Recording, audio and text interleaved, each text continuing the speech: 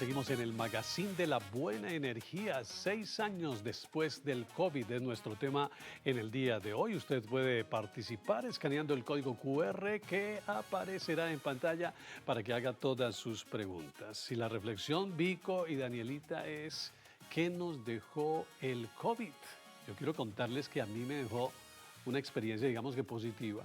Gracias a Dios no tuve la pérdida de ningún ser querido, pero sí muchos allegados. Sin embargo, me dejó algo positivo y es el tema de adentrarme en la virtualidad, que era un tema muy desconocido para mí, y me tocó dar clases desde la casa a través de las famosos Meet y de todas estas aplicaciones y plataformas, y esto obviamente me llevó a investigar y a estudiar mucho sobre el tema hasta poder convertirme pues en alguien que maneja la virtualidad también de una manera, digamos que acertada, ¿no? Pero muy buena reflexión, Mauro. Creo que me vi un podcast hace poquito que hablaba de eso. Entonces, que aprendimos con la pandemia que el celular tenía una cámara que iba más allá de tomar fotos borrosas. Y era verdad. Con esto entendimos qué tantas cosas podemos hacer. De hecho, todo lo que está pasando hoy en Tardes del Sol, contenido de un minuto, todo lo que hacemos, esto es gracias a la pandemia que llevó a explorar otras formas. No sé, Dani, si le dejó algo positivo o negativo, porque igual muchas cosas negativas también quedaron. Sí, pero yo creo que es importante enfocarnos en lo positivo. Hoy que hablamos, porque bastantes cosas negativas vivimos en ese entonces, yo creo que me dejó dos muy importantes. Primero, la importancia de cuidar la vida.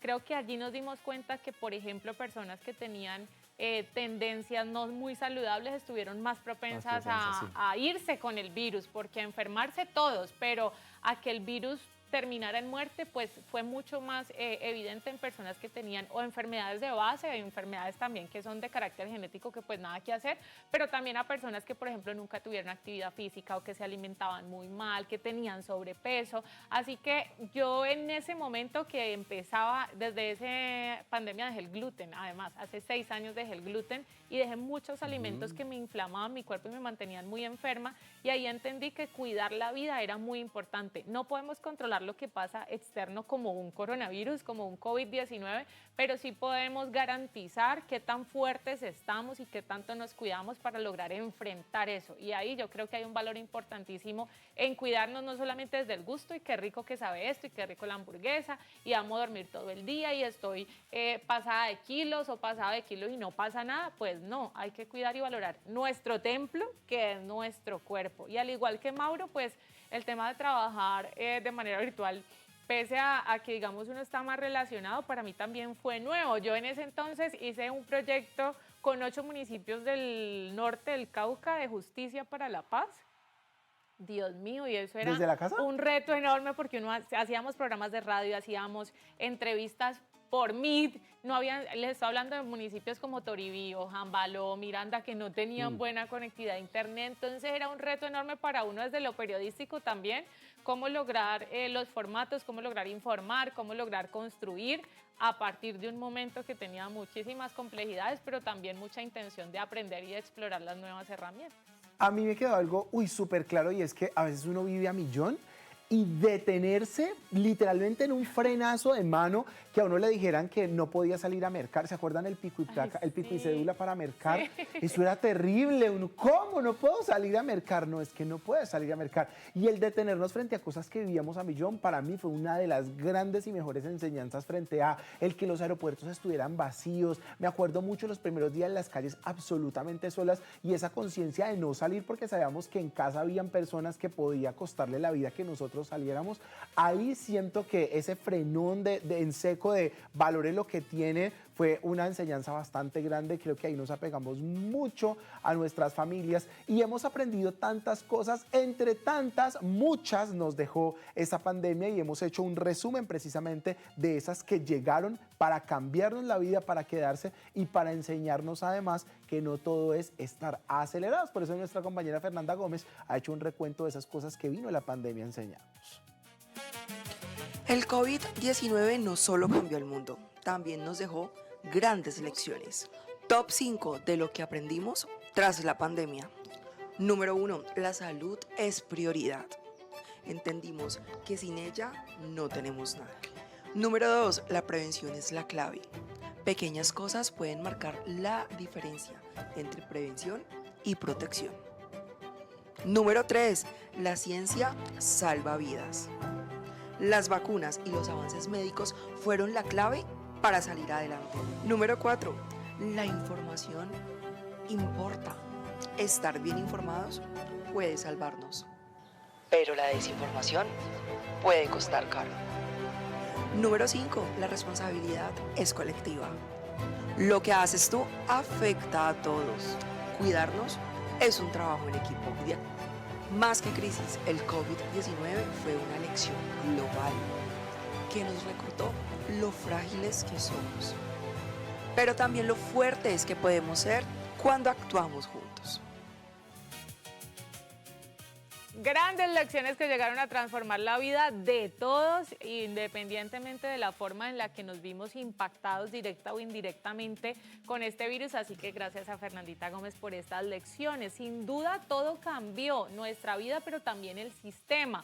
Cómo opera la salud hoy, después, 6 años después del COVID-19, qué protocolos están.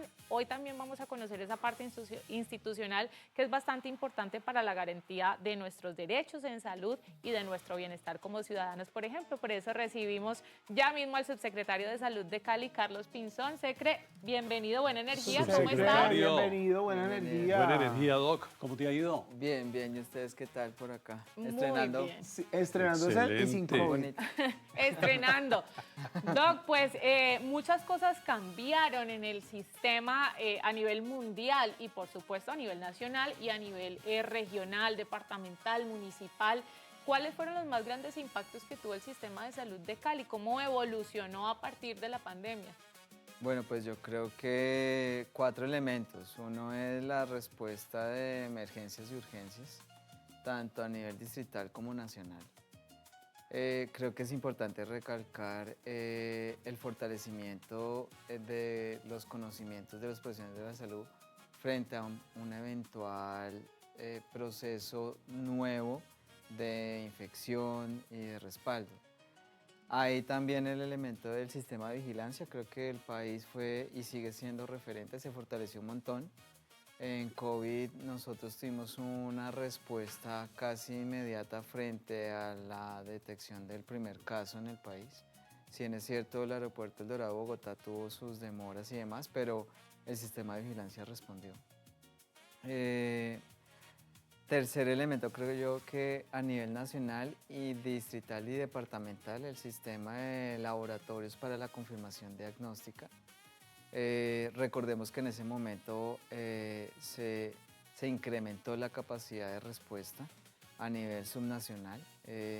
Triplicamos la capacidad de los laboratorios en hacer PCRs para confirmación de COVID-19 y también en las respuestas rápidas o en las pruebas rápidas, que no sé si algunos fueron víctimas o no, que llegaban a la casa y le tomaban ¿Del a hisopo? uno Ay, la gracias. prueba. Ay, no queremos recordar. ¿Se acuerdan del hisopo, compañero? Claro, Sí, claro. Dios mío, eso- claro, y hasta claro. para uno entrar a trabajar le hacían esa prueba del hisopo que uno que se quería morir. Exactamente. Ahora, obviamente fue incómodo y todo, pero nosotros, o el país y el distrito, en 3 semanas estandarizó la prueba. O sea, el Instituto Nacional de Muy Salud rápido. estandarizó la prueba para el país. Y en 2 meses triplicamos la capacidad de los laboratorios para hacer esa prueba. Y lo último, el tema de vacunación. Creo que el Sistema Nacional de Vacunación Distrital se incrementó. Nosotros incrementamos, pasamos de tener 57 puntos de vacunación a tener 121 puntos de vacunación en la ciudad. Y con el Valle creo que quisiera hacer una mención, obviamente, del fortalecimiento y el relacionamiento que se tuvo Valle, país, distrito, ¿sí? Que eso, creo que el trabajo en equipo, el trabajo intersectorial, y eso creo que fue un tema para mostrar y sigue siendo un elemento para mostrar. De acuerdo a lo que acaba de decir Doc, ¿podríamos afirmar entonces que Cali está preparada por si llegase a presentar una nueva pandemia? Yo creo que sí, y el país también. Ahora, creo que el país aprendió desde el punto de vista de resiliencia del sistema de salud. Uno, a tener un fondo especial para el financiamiento de estas cosas, recurso especial y único para poder financiar este tipo de elementos que son Emergencia. inesperados, emergentes y demás. Cali y el Valle, vuelvo y reitero, porque en salud y en pandemias y en epidemias, pues claramente uno no puede mirar solo el distrito como territorio, sino como un todo. La posibilidad de tener vacunación territorial, comunitaria y fortalecer los sistemas de emergencias y en ese momento en COVID lo que fue las unidades de cuidado intensivo. ¿Sí? Nosotros, el Valle pasó a quintuplicar el número de ventiladores disponibles y en esa capacidad Cali explicó más o menos el 60% de esa expansión de unidades de cuidado intensivo y ventilación mecánica para las personas que la requerían. Entonces sí, yo creo que, y eso de hace 6 años acá, por ejemplo, nos ha permitido prepararnos mejor para una feria de Cali, para un Petronio, para un Mundial Sub-20, para un concierto, sí, que uno cree que es menor, pero gracias a lo que fue COVID-19, nosotros siempre estamos un poco paranoicos con el ejercicio. Por ejemplo, nos ha permitido reaccionar mejor a un sarampión, que hablábamos hace, no sé si un mes, 2 meses con ustedes también. Sí. Pensar que en un mundial y cómo nosotros tenemos que reaccionar frente a posibles importaciones de este virus, creo que sí, tengo contundencia de hechos de que sí.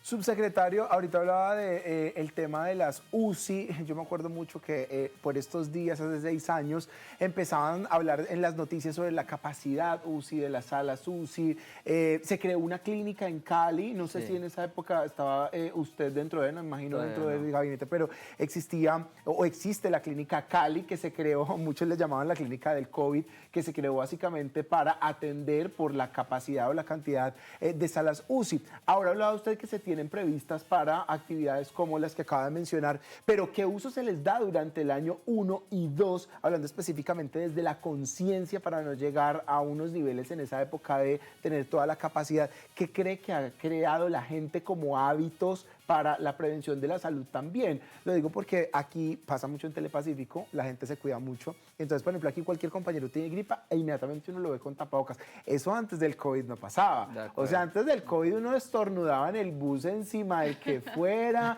la señora que lo estaba atendiendo a uno tenía gripa y no había problema. Creo que esas de las grandes conciencias con las que quedamos, ¿no? Pero sí, esos compromisos que quedaron de parte de la ciudadanía que ustedes pueden percibir desde la administración, ¿cómo están?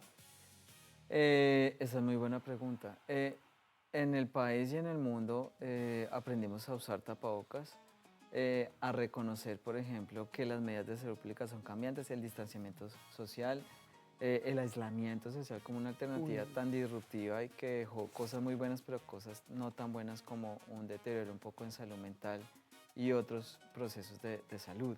Ahora, el ser humano olvida lo doloroso, ¿sí? No sé, de pronto he hecho un poquito de carreta, pero el ser humano no está acostumbrado a memorizar el dolor, ¿sí? Por eso una tusa, uno la pasa y suerte es que le digo, ojalá no vuelva a pasar por eso. Doctor, yo estoy entusada. Mentira, no. Y asimismo también medidas tan fuertes como fue el aislamiento social, el distanciamiento social y demás cosas. Yo creo que nosotros estamos en una responsabilidad como secretaría y todos en recordarle a la humanidad y al caleño, a la caleña, venga, lávese las manos antes y después de comer, antes y después de salir. Si tiene gripa, absténgase de ir a sitios donde haya contacto social directo, donde haya multitud y demás, y vacúnese. Sí, sígase vacunando contra el COVID-19. Esto también, si bien es cierto, nosotros hemos recuperado un poco la cobertura en estos 2 años y en la administración pasada también hizo un buen ejercicio, un excelente ejercicio porque fueron los que adolecieron un poco la pandemia. Lo que sí es cierto es que el ejercicio cultural es de hábito, de disciplina, de rigor, de coraje, ¿sí? Y creo que sí, la gente es más consciente de esos riesgos, de venga, tengo gripa, pilas, tengo síntomas, tengo que ir a urgencias. A revisarme, si me siento muy mal y no he mejorado en 3 días, vaya a un servicio de urgencias. Pero eso poco a poco, si uno no lo hace visible otra vez y lo vuelve a recordar, se irá olvidando. Entonces, sí ha quedado, pero nosotros insistentemente, por eso en nuestras campañas como Secretaría, en las redes sociales y demás, les hemos insistido a la comunidad, venga, acuérdense de esto, acuérdense que tuvimos una pandemia, acuérdense que hay que vacunarse, acuérdense que hay que usar tapabocas, acuérdese que si usted tiene gripa y tiene contacto directo con sus moquitos y demás, pues no estreche la mano. O ¿sí? lávese la Si mano. tose, por favor, tosa con el codo, no con la mano, ¿sí?